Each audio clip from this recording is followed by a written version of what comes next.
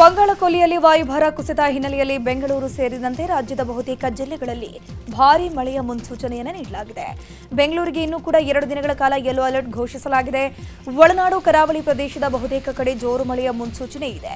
ಯಾದಗಿರಿ, ರಾಯಚೂರು, ಬಾಗಲಕೋಟೆ, ಕೊಪ್ಪಳ, ಧಾರವಾಡ, ಗದಗ, ಬಳ್ಳಾರಿ, ವಿಜಯನಗರ, ಹಾವೇರಿ, ದಾವಣಗೆರೆ, ಶಿವಮೊಗ್ಗ, ಚಿತ್ರದುರ್ಗ, ಉಡುಪಿ, ದಕ್ಷಿಣ ಕನ್ನಡ, ಚಿಕ್ಕಮಗಳೂರು, ಹಾಸನ, ತುಮಕೂರು, ಕೊಡಗು, ಮೈಸೂರು, ಮಂಡ್ಯ, ಚಾಮರಾಜನಗರ, ರಾಮನಗರ, ಚಿಕ್ಕಬಳ್ಳಾಪುರ, ಕೋಲಾರ, ಬೆಂಗಳೂರು ನಗರ ಹಾಗೂ ಬೆಂಗಳೂರು ಗ್ರಾಮಾಂತರ ಜಿಲ್ಲೆಗಳಿಗೆ ಯೆಲ್ಲೋ ಅಲರ್ಟ್ ಅನ್ನು ಘೋಷಿಸಲಾಗಿದೆ. ಹಾವೇರಿಯಲ್ಲಿ ಬಿರುಗಾಳಿ ಸಹಿತ ಮಳೆ ಅಬ್ಬರಿಸಿದೆ. ಬ್ಯಾಡಗಿ ತಾಲೂಕಿನ ಬನ್ನಿಹಟ್ಟಿ ಗ್ರಾಮದಲ್ಲಿ ವಿದ್ಯುತ್ ಕಂಬಗಳು ಧರೆಗುರುಳಿದೆ. ಜೊತೆಗೆ ಹಲವು ಮರಗಳು ನೆಲಕ್ಕುರುಳಿದೆ. ಗಾಳಿಯ ರಭಸಕ್ಕೆ ಹಲವು ಮನೆಗಳ ತಗಡುಗಳು ಹಾರಿ ಹೋಗಿದೆ. ತೆಂಗಿನ ಮರಗಳು ಸಹ ಮನೆಗಳ ಮೇಲೆ ಉರುಳಿಬಿದ್ದು ಜನ ಸಂಕಷ್ಟವನ್ನು ಅನುಭವಿಸ್ತಾ ಇದ್ದಾರೆ. ಮಳೆ ಹಿನ್ನೆಲೆಯಲ್ಲಿ ಹಲವು ಗ್ರಾಮಗಳಲ್ಲಿ ವಿದ್ಯುತ್ ಸಂಪರ್ಕ ಬಂದ್ ಮಾಡಲಾಗಿದೆ. ಹಾವೇರಿಯ ಕಳ್ಳಿಹಾಳ ಗ್ರಾಮದಲ್ಲೂ ಕೂಡ ಮಳೆ ಅಬ್ಬರಿಸಿದೆ. ಬಿರುಗಾಳಿ ಸಹಿತ ಮಳೆಗೆ ರೇಷ್ಮೆ ಕೃಷಿ ಸಂಪೂರ್ಣವಾಗಿ ನಾಶವಾಗಿದೆ. ರೇಷ್ಮೆ ಗೂಡಿನ ಗೋಡೌನ್ ಮೇಲ್ಛಾವಣಿ ಹಾರಿ ಚಂದ್ರಕ್ಕೆ ಹಂತದಲ್ಲಿ ರೇಷ್ಮೆ ಗೂಡುಗಳು ಮಳೆಗೆ ಬಲಿಯಾಗಿವೆ. ಬರೋಬ್ಬರಿ 2.5 ಕ್ವಿಂಟಲ್ ರೇಷ್ಮೆ ಗೂಡು ಸಂಪೂರ್ಣವಾಗಿ ನಾಶವಾಗಿದೆ. ಮಳೆಗೆ ಸಾವಿರಾರು ರೇಷ್ಮೆ ಹುಳುಗಳು ಸತ್ತು ಹೋಗಿದೆ. ಬಾಗಲಕೋಟೆ ಜಿಲ್ಲೆಯಲ್ಲಿ ಆಲಿಕಲ್ಲು ಮಳೆ ಅಬ್ಬರಿಸಿದೆ. 2 ದಿನ ಸುರಿದಂತ ಭಾರಿ ಮಳೆಗೆ ಅಪಾರ ಪ್ರಮಾಣದ ಬೆಳೆ ಹಾನಿಯಾಗಿದೆ. ಗಾಳಿಗೆ ರೈತರ 30ಕ್ಕೂ ಹೆಚ್ಚು ಮನೆಗಳು ಕುಸಿತಗೊಂಡಿದೆ. ಕೊರ್ತಿ, ರೊಳ್ಳಿ, ಬಾಡಂಗುಂಡಿ, ಸಿದ್ದಾಪುರ ಗ್ರಾಮದಲ್ಲಿ ಜನಜೀವನ ಅಸ್ತವ್ಯಸ್ತವಾಗಿದೆ. ಅರವಿಂದಪ್ಪ ಜರಾಳಿ ಎಂಬ ರೈತನ 14 ಎಕರೆ ಕಬ್ಬು ಹಾನಿಯಾಗಿದೆ. ರೊಳ್ಳಿ ಗ್ರಾಮದಲ್ಲಿ ಕರುಬೊಂದು ಮೃತಪಟ್ಟಿದೆ. ವಿಜಯನಗರ ಜಿಲ್ಲೆಯಲ್ಲೂ ಮಳೆ ಅಬ್ಬರಿಸಿದೆ. ಹರಪನಹಳ್ಳಿ ತಾಲೂಕಿನ ಶೃಂಗಾರ ತೋಟ ಗ್ರಾಮದಲ್ಲಿ ಗಾಳಿ ಮಳೆಗೆ 25ಕ್ಕೂ ಹೆಚ್ಚು ಮನೆಗಳಿಗೆ ಹಾನಿಗಳಾಗಿದೆ. ಹಲವು ಮರಗಳು, ವಿದ್ಯುತ್ ಕಂಬಗಳು ಧರೆಗುರುಳಿದ್ದು ಮನೆಗಳ ತಗಡಿನ ಶೀಟ್ ಹಾರಿ ಹೋಗಿದೆ. ಮನೆಗಳ ಮೇಲೆ ಮರದ ರೆಂಬೆ ಕೊಂಬೆಗಳು ಬಿದ್ದು ಹಾನಿಗಳಾಗಿದೆ. ಉತ್ತರ ಕನ್ನಡ ಜಿಲ್ಲೆಯ ಶಿರಸಿಯಲ್ಲಿ ಮುಂಗಾರು ಪೂರ್ವ ಮಳೆಗೆ ಸಾಕಷ್ಟು ಕಡೆ ಹಾನಿಯಾಗಿದೆ. ಶಿರಸಿಯಲ್ಲಿ ಬಿದ್ದಂತ ಧಾರಾಕಾರ ಮಳೆಯಿಂದಾಗಿ ಶಿರಸಿಯ ಉದ್ಯಮಿಯೊಬ್ಬ ಕಾರಿನ ಮೇಲೆ ಬೃಹತ್ ಗಾತ್ರದ ತೆಂಗಿನ ಮರ ಬಿದ್ದು ಜಖಂಗೊಂಡಿದೆ. ಕಾರಿನ ಮೇಲೆ ಮರ ಬಿದ್ದಂತ ದೃಶ್ಯವು ಸಿಸಿಟಿವಿ ಕ್ಯಾಮೆರಾದಲ್ಲಿ ಸೆರೆಯಾಗಿದೆ. ಈಗ ಶಿವಾನಂದ ಅರೆಸ್ಟ್ನ ಪ್ರಮುಖ ಸುದ್ದಿಗಳು. ಬೆಳಗಾವಿಯಲ್ಲಿ 4,500 ಕೋಟಿ ವಂಚನೆ ಆರೋಪದಲ್ಲಿ ಬಂಧನವಾಗಿರುವಂತಹ ಶಿವಾನಂದನಿಗೆ ಖಾಕಿ ತೀವ್ರ ತನಿಖೆ ನಡೆಸ್ತಾ ಇದೆ. ನಿನ್ನೆ ಕೋರ್ಟ್ಗೆ ಹಾಜರುಪಡಿಸಿ 5 ದಿನಗಳ ಕಾಲ ಕಸ್ಟಡಿಗೆ ಪೊಲೀಸರು ಕೊಟ್ಟಿದ್ರು. ಸದ್ಯ ಮಾಳಮಾರುತಿ ಠಾಣೆಯಲ್ಲಿರುವಂತಹ ಶಿವಾನಂದನಿಗೆ ಪೊಲೀಸರು ಡ್ರಿಲ್ ಮಾಡುತ್ತಿದ್ದಾರೆ. ಇನ್ನು ಶಿವಾನಂದನ ಕಚೇರಿಯಲ್ಲಿ 2 ಮೂಟೆಗಳಷ್ಟು ದಾಖಲೆಗಳನ್ನು ಸೀಸ್ ಮಾಡಲಾಗಿದೆ. ಲ್ಯಾಪ್ಟಾಪ್, ಕಂಪ್ಯೂಟರ್, ಪೆನ್ಡ್ರೈವ್, ಮೊಬೈಲ್ ಕೂಡ ಸೀಸ್ ಮಾಡಿದ್ದಾರೆ. ಬೆಳಗಾವಿಯ ಶಿವಂ ಅಸೋಸಿಯೇಟ್ಸ್ ವಂಚನೆ ಪ್ರಕರಣದ ತನಿಖೆ ಚುರುಕುಗೊಂಡಿದೆ. ಸದ್ಯ ತನಿಖೆಯ ಅಖಾಡಕ್ಕೆ ಸಿಐಡಿ ಡಿಐಜಿ ಡಾಕ್ಟರ್ ಭೀಮಶಂಕರ್ ಗುಳೇದ್ ಇಳಿದಿದ್ದು ಇಂದು ಶಿವಾನಂದನನ್ನ ವಿಚಾರಣೆ ಮಾಡಲಿದ್ದಾರೆ. ಬೆಂಗಳೂರಿನಿಂದ ವಿಮಾನದ ಮೂಲಕ ಬೆಳಗಾವಿಗೆ ಬಂದಂತ ಭೀಮಶಂಕರ್ ಗುಳೇದ್ ಜಿಲ್ಲಾಡಳಿತದಿಂದ ವರದಿ ಹಾಗೂ ಪೊಲೀಸರ ಬಳಿ ವರದಿ ಪಡೆದು ವಿಚಾರಣೆಯನ್ನು ಮಾಡಲಿದ್ದಾರೆ. ಬೆಳಗಾವಿಯ ಶಿವಂ ಅಸೋಸಿಯೇಟ್ಸ್ ವಂಚನೆ ಪ್ರಕರಣಕ್ಕೆ ಮತ್ತೊಂದು ಟ್ವಿಸ್ಟ್ ಸಿಕ್ಕಿದೆ. ಆರೋಪಿ ಶಿವಾನಂದ ಜನರ ಬಳಿ ಠೇವಣಿ ರೂಪದಲ್ಲಿ ಹಣ ಸಂಗ್ರಹಣೆ ಮಾಡಿಲ್ಲ, ಬದಲಿಗೆ ಸಾಲದ ರೂಪದಲ್ಲಿ ಹಣ ಸಂಗ್ರಹ ಮಾಡಿದ್ದಾನೆ. ಇದು ಸಿಐಡಿ ತನಿಖೆಗೆ ದೊಡ್ಡ ಸವಾಲಾಗಿರೋದು. ಠೇವಣಿ ಸಂಗ್ರಹಿಸೋಕೆ ಕೆಲ ನಿಬಂಧನೆಗಳು ಇವೆ, ಆದರೆ ಸಾಲ ಪಡೆಯೋಕೆ ಯಾವುದೇ ನಿಯಮಗಳಿಲ್ಲ. ಜನರಿಂದ ಸಾಲವಾಗಿ ಹಣ ಪಡೆದಿರೋ ಬಗ್ಗೆ ಶಿವಾನಂದ ದಾಖಲೆಯನ್ನು ತೋರಿಸಿದ್ದಾನೆ. ಇನ್ನು ಏನೇ ಪ್ರಶ್ನೆ ಮಾಡಿದ್ರು ಓಂ ನಮಃ ಶಿವಾಯ ಅಂತ ಉತ್ತರವನ್ನ ಕೊಡ್ತಿದ್ದಾನಂತೆ. ಬೆಳಗಾವಿಯ 4,500 ಕೋಟಿ ವಂಚನೆ ಪ್ರಕರಣದಲ್ಲಿ ಶಿವಂ ಅಸೋಸಿಯೇಟ್ಸ್ ಮಾಲೀಕ ಶಿವಾನಂದ ಬಂಧಿತನಾಗಿದ್ದಾನೆ. ನಿನ್ನೆ ಕೋರ್ಟ್ ಕೂಡ ಹೆಚ್ಚಿನ ವಿಚಾರಣೆಗೆ ಪೊಲೀಸರ ಕಸ್ಟಡಿಗೆ ಕೊಟ್ಟಿದೆ. ಮಧ್ಯೆ ಆರೋಪಿ ಶಿವಾನಂದ ಹೈಕೋರ್ಟ್ ಮೆಟ್ಟಿಲೇರಲಿಕ್ಕೆ ನಿರ್ಧಾರ ಮಾಡಿತು. ಇದಕ್ಕೆ ತಯಾರಿ ಮಾಡ್ತಾ ಇರುವಂಥದ್ದು. ಜೊತೆಗೆ ಎಫ್ಐಆರ್ ರದ್ದು ಕೋರಿ ಹೈಕೋರ್ಟ್ಗೆ ಅರ್ಜಿ ಸಲ್ಲಿಸಲಿಕ್ಕೆ ಸಿದ್ಧತೆ ಕೂಡ ಮಾಡ್ತಿದ್ದಾನೆ. ಈಗ ರಾಜ್ಯದ ಪ್ರಮುಖ ಸುದ್ದಿಗಳು. ನನ್ನ ಈ ಖಾತಾ ನನ್ನ ಹಕ್ಕು ಅಭಿಯಾನದ ಮೂಲಕ ಲಂಚ ಕೊಡದೆ ಬಿ ಖಾತೆಯಿಂದ ಎ ಖಾತೆಗೆ ಪರಿವರ್ತನೆ ಮಾಡಲಿಕ್ಕೆ ಅವಕಾಶವನ್ನು ಕೊಡಲಾಗಿದೆ. ಯೋಜನೆ ಜಾರಿಯಾದಂಥ ಮೊದಲನೇ ದಿನವೇ ಒಳ್ಳೆ ರೆಸ್ಪಾನ್ಸ್ ಸಿಕ್ಕಿದ್ದು. ಭೂ ಗ್ಯಾರಂಟಿ ಯೋಜನೆಯಡಿ ಮೊದಲ ದಿನವೇ 2,939 ಅರ್ಜಿಗಳನ್ನು ಸಲ್ಲಿಸಲಾಗಿದೆ. ಇದರಲ್ಲಿ 1,242 ಅರ್ಜಿಗಳ ವಿಲೇವಾರಿ ಮಾಡಿ ಅನುಮೋದನೆ ಸಹ ಕೊಡಲಾಗಿದೆ. ಮಂಡ್ಯದಲ್ಲಿ ಬೆಳಂಬೆಳಗ್ಗೆ ಮಹಿಳೆ ಮೇಲೆ ಚಿರತೆ ಅಟ್ಯಾಕ್ ಆಗಿದೆ. ಕೆಆರ್ ಪೇಟೆಯ ಅಮನಹಳ್ಳಿ ಗ್ರಾಮದಲ್ಲಿ ಘಟನೆ ನಡೆದಿರೋದು. ರೇಣುಕಾ ಚಿರತೆ ದಾಳಿಯಿಂದ ಗಾಯಗೊಂಡಿರುವಂತಹ ರೈತ ಮಹಿಳೆ ಜಮೀನಲ್ಲಿ ಕುರಿ ಮೇಯಿಸಿಕೊಂಡು ವಾಪಸ್ ಬರ್ತಿದ್ದ ವೇಳೆ ಚಿರತೆ ದಾಳಿಯಾಗಿದೆ. ಸದ್ಯ ಗಾಯಾಳು ರೇಣುಕಾಗೆ ಆಸ್ಪತ್ರೆಯಲ್ಲಿ ಚಿಕಿತ್ಸೆಯನ್ನು ನೀಡಲಾಗುತ್ತಿದೆ. ವಿವಿಧ ಬೇಡಿಕೆಗಳನ್ನು ಈಡೇರಿಕೆಗೆ ಸಾರಿಗೆ ನೌಕರರು ಪ್ರತಿಭಟನೆ ಮಾಡ್ತಾನೆ ಇದ್ದಾರೆ. ಆದರೆ ಇದುವರೆಗೂ ಅವರ ಬೇಡಿಕೆ ಈಡೇರಿಲ್ಲ.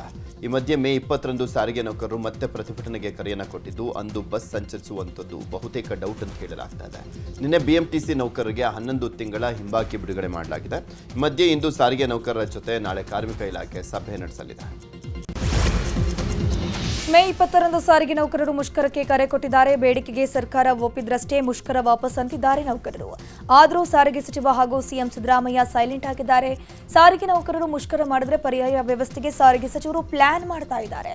ಬಿಎಂಟಿಸಿ, ಕೆಎಸ್ಆರ್ಟಿಸಿಗೆ ಗುತ್ತಿಗೆ ಚಾಲಕರ ಬಳಕೆ ಮಾಡೋಕೆ ಚಿಂತನೆ ಆಗ್ತಾ ಇದೆ. ಎಸ್ಮಾ ಜಾರಿ ಮೂಲಕ ನೌಕರರ ಮೇಲೆ ಹೆಚ್ಚಿನ ಒತ್ತಡಕ್ಕೂ ಪ್ಲಾನ್ ಮಾಡಲಾಗಿದೆ. ಇನ್ನು ಪ್ರತಿಭಟನೆಗೆ ಬೆಂಬಲ ಕೊಡದ ನೌಕರರ ಬಳಕೆಗೂ ಚಿಂತನೆ ನಡೆಸಲಾಗುತ್ತಿದೆ.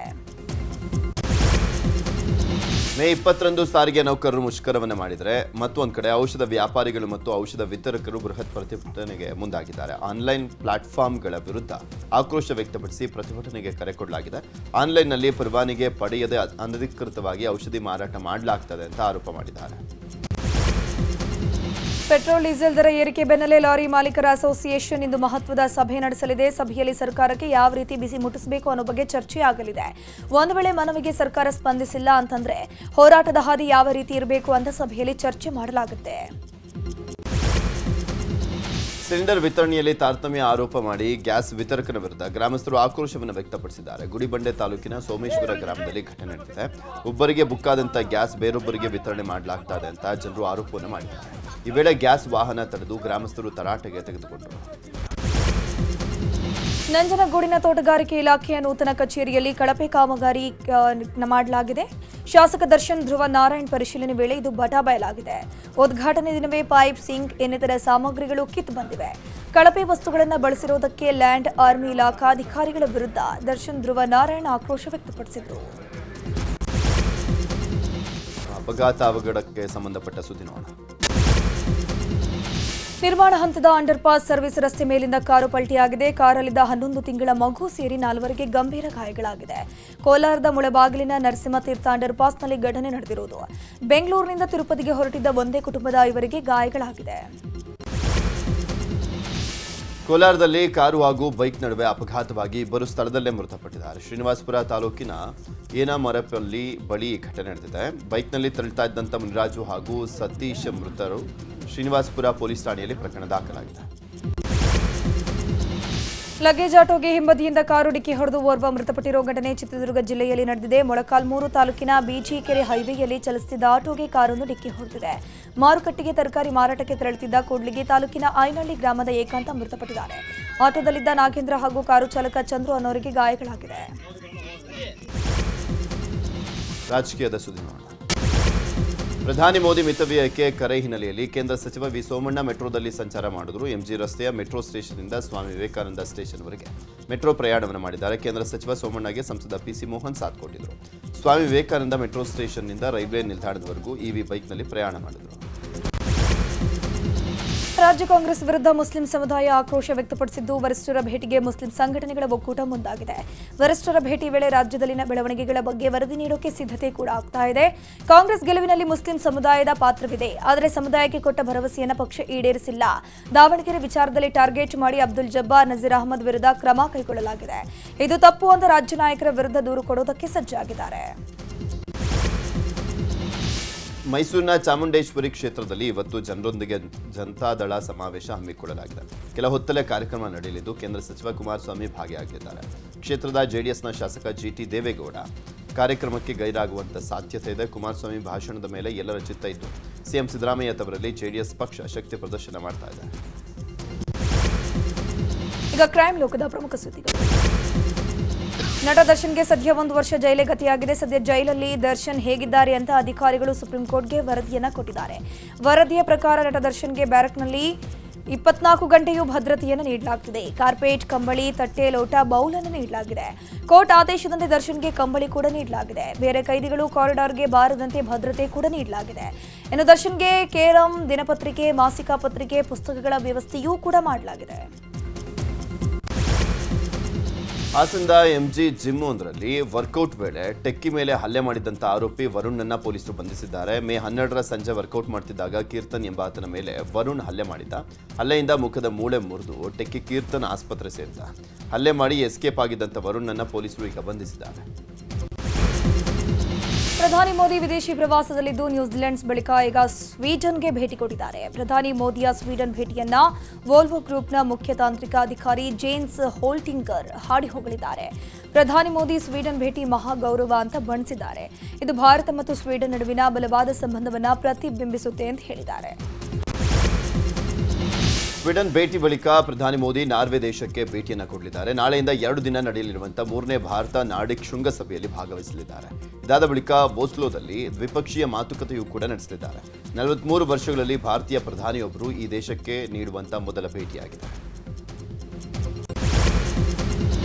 ಭಾರತಕ್ಕೆ ಎಲ್ಪಿಜಿ ಅಭಾವ ಕಾಡ್ತಾ ಇದೆ. ಈ ಹೊತ್ತಲ್ಲಿ ಎಲ್ಪಿಜಿ ಹೊತ್ತ ಹಡಗು ಹಾರ್ಮುಜ್ ಜಲಸಂಧಿ ದಾಟಿ ಭಾರತಕ್ಕೆ ಬಂದಿದೆ.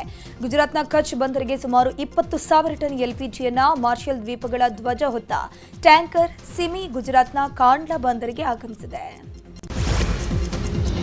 ಭಾರತದಲ್ಲಿ ಇಂಧನ ಬೆಲೆಯಲ್ಲಿ ಏರಿಳಿತ ಕಾಣ್ತಾ ಇದ್ದು ಡೀಸೆಲ್ ಪೆಟ್ರೋಲ್ ಬೆಲೆ ಹೆಚ್ಚಳವಾದ ಬಳಿಕ ಈಗ ಸಿಎನ್ಜಿ ಬೆಲೆಯಲ್ಲಿ ಏರಿಕೆಯಾಗಿದೆ. ಇಂದಿನಿಂದ ಸಿಎನ್ಜಿ ಬೆಲೆ ಹೆಚ್ಚಿಸಲಾಗಿದೆ. ದೆಹಲಿಯಲ್ಲಿ ಎನ್ಸಿಆರ್ನಲ್ಲಿ ದರಗಳು ಪ್ರತಿ ಕೆಜಿಗೆ ₹1 ಏರಿಕೆಯಾಗಿದೆ. ಇದಕ್ಕೂ ಮೊದಲು ಮೇ 15ರಂದು ಸಿಎನ್ಜಿ ಬೆಲೆಯನ್ನು ಕೆಜಿಗೆ ₹2 ಹೆಚ್ಚಿಸಲಾಗಿತ್ತು. ಮಧ್ಯಪ್ರದೇಶದಲ್ಲಿ ರೈಲ್ವೆ ಕೋಚ್ನಲ್ಲಿ ಅಗ್ನಿ ಅವಘಡ ಸಂಭವಿಸಿದೆ. ತಿರುವನಂತಪುರಂ ಹಜರತ್ ನಿಜಾಮುದ್ದೀನ್ ರಾಜಧಾನಿ ಎಕ್ಸ್ಪ್ರೆಸ್ B1 ಕೋಚ್ನಲ್ಲಿ ಬೆಂಕಿ ಕಾಣಿಸಿಕೊಂಡಿರುವುದು. ಅದೃಷ್ಟವಶಾತ್ ಪ್ರಯಾಣಿಕರು ಪ್ರಾಣಾಪಾಯದಿಂದ ಪಾರಾಗಿದ್ದಾರೆ. ಕೂಡಲೇ ಬೆಂಕಿಯನ್ನು ನಂದಿಸಲಾಗಿದೆ. ನಟ ರಜನಿಕಾಂತ್ ತುರ್ತು ಸುದ್ದಿಗೋಷ್ಠಿ ನಡೆಸಿ ತಮಿಳುನಾಡಿನ ಚುನಾವಣಾ ವಿವಾದಕ್ಕೆ ತೆರೆ ಎಳೆದಿದ್ದಾರೆ. ಸ್ಟಾಲಿನ್ ಭೇಟಿ ಬಳಿಕ ರಜನಿ ಮೇಲೆ ಬಂದಂತಹ ಆರೋಪಗಳಿಗೆ ಉತ್ತರ ಕೊಟ್ಟಿದ್ದಾರೆ. ಈ ಬಗ್ಗೆ ಮಾತನಾಡಿರುವಂತಹ ರಜನಿಕಾಂತ್, ನನ್ನ ಸ್ಟಾಲಿನ್ ಸ್ನೇಹ ರಾಜಕೀಯವನ್ನು ಮೀರಿತು. ಕೊಳತ್ತೂರಿನಲ್ಲಿ ಸ್ಟಾಲಿನ್ ಸೋತಿದ್ದಕ್ಕೆ ನನಗೆ ಬೇಸರವಾಯಿತು. ಇದಕ್ಕಾಗಿ ಭೇಟಿ ಮಾಡಿದ್ದಷ್ಟೇ ಅಂತ ಹೇಳಿದ್ದಾರೆ. ಇನ್ನು ವಿಜಯ್ ಸಿಎಂ ಆಗಿದ್ದಾರೆಂದು ತಿಳಿದು ನನಗೆ ಆಶ್ಚರ್ಯವಾಯಿತು. ವಿಜಯ್ ಮತ್ತು ನನ್ನ ನಡುವೆ 28 ವರ್ಷ ವಯಸ್ಸಿನ ವ್ಯತ್ಯಾಸವಿದೆ. ಇಲ್ಲಿ ವಿಜಯ್ ಸ್ವತಂತ್ರವಾಗಿ 2 ಪ್ರಮುಖ ಪಕ್ಷಗಳ ವಿರುದ್ಧ ನಿಂತು ಗೆದ್ದಿದ್ದಾರೆ. ನಾನು ರಾಜಕೀಯದಲ್ಲಿಲ್ಲ, ದೂರ ಸರಿದಿದ್ದೇನೆ ಅಂತ ಹೇಳಿದರು. ಪೋಕ್ಸೋ ಕೇಸ್ನಲ್ಲಿ ಕೇಂದ್ರ ಗೃಹ ಖಾತೆ ರಾಜ್ಯ ಸಚಿವ ಬಂಡಿ ಸಂಜಯ್ ಕುಮಾರ್ ಪುತ್ರ ಭಗೀರಥ್ ಸಾಯಿಯನ್ನ ಪೊಲೀಸರು ಅರೆಸ್ಟ್ ಮಾಡಿದ್ದಾರೆ. ಬಂಧನದಿಂದ ಮಧ್ಯಂತರ ರಕ್ಷಣೆ ನೀಡೋಕೆ ತೆಲಂಗಾಣ ಹೈಕೋರ್ಟ್ ನಿರಾಕರಿಸಿದ ಕೆಲವೇ ಗಂಟೆಗಳಲ್ಲಿ ಅರೆಸ್ಟ್ ಆಗಿದೆ. ಸಫಾರಿಯಲ್ಲಿದ್ದಂಥ ಪ್ರವಾಸಿಗರಿಗೆ ಹುಲಿಯೊಂದು ಶಾಕ್ ಕೊಟ್ಟಿದೆ. ರಾಜಸ್ಥಾನದ ರಣತಂಬೂರ್ ರಾಷ್ಟ್ರೀಯ ಉದ್ಯಾನವನದಲ್ಲಿ ಪ್ರವಾಸಿಗರ ಸಫಾರಿ ವೇಳೆ ಹುಲಿ ಇದ್ದಕ್ಕಿದ್ದಂತೆ ಜೀಪ್ ಹತ್ತಿರ ಬಂದಿತು. ಹುಲಿಯನ್ನ ಸಮೀಪದಿಂದ ಕಂಡಂತ ಪ್ರವಾಸಿಗರು ಒಂದು ಕ್ಷಣ ಬೆಚ್ಚಿಬಿದ್ದಿದ್ದಾರೆ. ತಮಿಳುನಾಡಿನ ತಿರುಚಿ ಚಿದಂಬರಂ ರಾಷ್ಟ್ರೀಯ ಹೆದ್ದಾರಿಯಲ್ಲಿ ಡೆಡ್ಲಿ ಆಕ್ಸಿಡೆಂಟ್ ಆಗಿದೆ. ಲಾಲ್ಗುಡಿ ಬಳಿ ಬೈಕ್ಗಳು ಮುಖಾಮುಖಿ ಡಿಕ್ಕಿಯಾಗಿ ಸವಾರರಿಬ್ಬರು ಗಂಭೀರವಾಗಿ ಗಾಯಗೊಂಡು ಆಸ್ಪತ್ರೆಗೆ ದಾಖಲಾಗಿದ್ದಾರೆ. ಈ ಭೀಕರ ಅಪಘಾತದ ದೃಶ್ಯ ಸಿಸಿಟಿವಿಯಲ್ಲಿ ಕ್ಯಾಪ್ಚರ್ ಆಗಿದೆ. ಉತ್ತರ ಇಟಲಿಯ ಮೊಡೆನಾ ನಗರದಲ್ಲಿ ಡೆಡ್ಲಿ ಘಟನೆ ನಡೆದಿದೆ. ವೇಗವಾಗಿ ಬಂದಂತಹ ಕಾರೊಂದು ಜನರ ಸಮೂಹದ ಮೇಲೆ ನುಗ್ಗಿದೆ. ಘಟನೆಯಲ್ಲಿ ಹಲವರಿಗೆ ಗಾಯಗಳಾಗಿದೆ. ಕಾರು ಚಾಲಕರನ್ನ ಹಿಡಿಲಿಕ್ಕೆ ಹೋದಂತಹ ಚಾಕುವಿನಿಂದ ಹಲ್ಲೆ ಮಾಡಿದ್ದಾರೆ. ಕಡೆಗೂ ಪೊಲೀಸರು ಆತನನ್ನ ಬಂಧಿಸಿ ವಿಚಾರಣೆಯನ್ನು ಮಾಡ್ತಿದ್ದಾರೆ. ಇಸ್ರೇಲ್ನ ಜೆರುಸಲೇಂನ ಬೀಟ್ ಶೆಮೆಶ್ ನಗರದ ಬಳಿ ಭಾರೀ ಸ್ಫೋಟ ಆಗಿದೆ. ಸ್ಫೋಟದ ತೀವ್ರತೆಗೆ ಜನರು ಬೆಚ್ಚಿ ಬಿದ್ದಿದ್ದಾರೆ. ಆದರೆ ಈ ಬಗ್ಗೆ ಇಸ್ರೇಲಿ ಪಡೆ ಪ್ರತಿಕ್ರಿಯಿಸಿ ಇದೊಂದು ಕ್ಷಿಪಣಿಗಳಿಗೆ ಇಂಜಿನ್ಗಳನ್ನು ಅಭಿವೃದ್ಧಿಪಡಿಸುವಂತಹ ಅಣುಕು ಪ್ರಯೋಗ ಆಗಿತ್ತು ಅಂತ ಜನರಿಗೆ ತಿಳಿಸಿದೆ. ಆಫ್ರಿಕಾದ ಕಾಂಗೋ ಬಳಿಯ ಬುನಿಯಾದಲ್ಲಿ ಎಬೋಲಾ ವೈರಸ್ ಪತ್ತೆಯಾಗಿದೆ. ಡೆಡ್ಲಿ ಸೋಂಕಿನಿಂದ ಸುಮಾರು 80 ಜನ ಸಾವನ್ನಪ್ಪಿದ್ದಾರೆ. ಈ ಸೋಂಕು 300ಕ್ಕೂ ಹೆಚ್ಚು ಜನರಲ್ಲಿ ಕಾಣಿಸಿಕೊಂಡಿದ್ದು ಆಸ್ಪತ್ರೆಗಳಲ್ಲಿ ಚಿಕಿತ್ಸೆ ಕೊಡಲಾಗ್ತಾ ಇದೆ. ಇನ್ನು WHO ಆರೋಗ್ಯ ತುರ್ತು ಪರಿಸ್ಥಿತಿಯನ್ನು ಘೋಷಣೆ ಮಾಡಿದೆ. ನಿನ್ನೆ ನಡೆದ ಗುಜರಾತ್ ಟೈಟಾನ್ಸ್ ಹಾಗೂ ಕೋಲ್ಕತಾ ನೈಟ್ ರೈಡರ್ಸ್ ಪಂದ್ಯದಲ್ಲಿ KKR ತಂಡ 29 ರನ್ಗಳ ಭರ್ಜರಿಯಾಗಿ ಗೆಲುವನ್ನು ದಾಖಲಿಸಿತು. ಟಾಸ್ ಸೋತು ಬ್ಯಾಟಿಂಗ್ ಮಾಡಿದ ಕೋಲ್ಕತಾ 20 ಓವರ್ಗಳಲ್ಲಿ 2 ವಿಕೆಟ್ ನಷ್ಟಕ್ಕೆ 247 ರನ್ ಗಳಿಸಿತು. 248 ರನ್ಗಳ ಗುರಿ ಬೆನ್ನತ್ತಿದ ಗುಜರಾತ್ ಟೈಟಾನ್ಸ್ ತಂಡ 4 ವಿಕೆಟ್ ನಷ್ಟಕ್ಕೆ 218 ರನ್ ಗಳಿಸುವ ಮೂಲಕ ಸೋಲು ಅನುಭವಿಸಿದೆ. ಮತ್ತು ಸೂಪರ್ ಸಂಡೇ IPL ಅಭಿಮಾನಿಗಳ ಪಾಲಿಗೆ ಡಬಲ್ ಧಮಾಕ. ಇಂದು ಮಧ್ಯಾಹ್ನ 3:30ಕ್ಕೆ ಮೊದಲ ಪಂದ್ಯ ನಡೆಯಲಿದ್ದು ರಾಯಲ್ ಚಾಲೆಂಜರ್ಸ್ ಬೆಂಗಳೂರು ಹಾಗೂ ಪಂಜಾಬ್ ಕಿಂಗ್ಸ್ ತಂಡಗಳು ಮುಖಾಮುಖಿಯಾಗಲಿದೆ. ಸಂಜೆ 7:30ಕ್ಕೆ ಡೆಲ್ಲಿ ಕ್ಯಾಪಿಟಲ್ಸ್ ಹಾಗೂ ರಾಜಸ್ಥಾನ್ ರಾಯಲ್ಸ್ ತಂಡಗಳು ಮುಖಾಮುಖಿಯಾಗುತ್ತೆ.